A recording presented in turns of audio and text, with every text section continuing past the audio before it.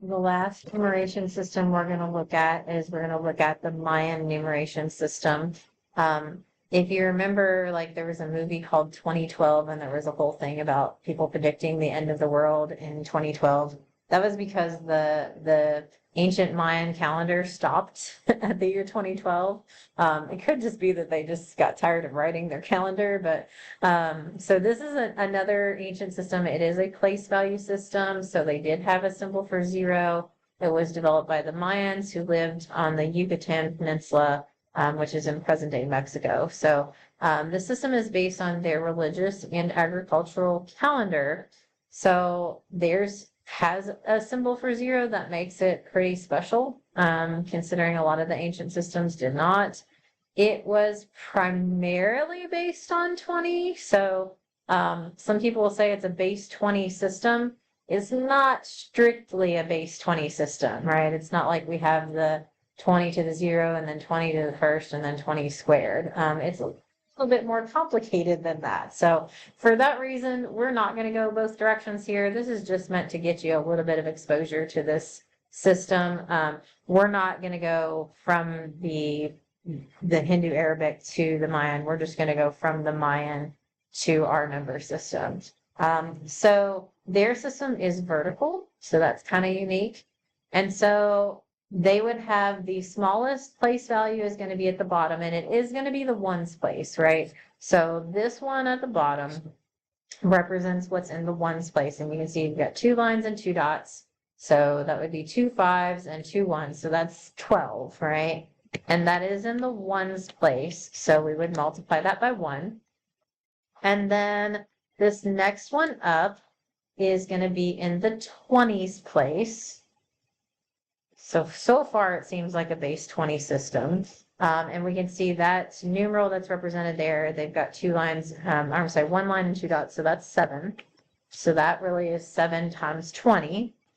And then this one, I don't suppose it makes a difference because it's a 0, but technically, so this is not the 20 squareds place, it is the 20 times 18 place.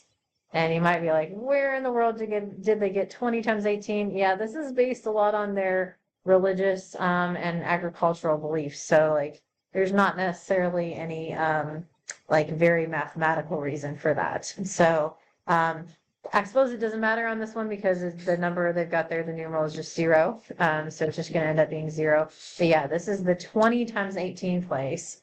And then it goes up from there. So the next place value up is going to be the 20 squared times 18 place.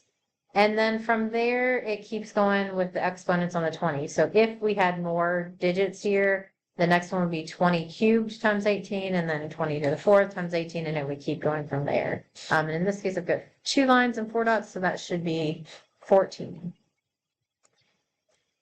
All right, so I'm just going to give you the answers here just in the interest of time, and this is not necessarily that important that you can multiply. Hopefully you can multiply some of these smaller ones, but that top one I'll give you. So 20 squared times 18 and then multiply that by 14, you would end up getting 100,800.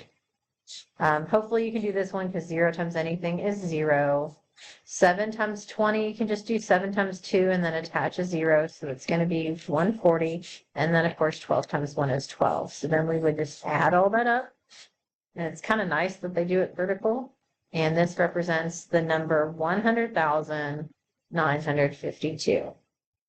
So then if we go to part B, we would do the same thing. We just remember that whatever symbols are here, that's in the ones place. Whatever symbols are here, that's in the 20s place. Whatever symbols are here, that's in the 20 times 18 place, right? So in this case, this is going to be, looks like 11.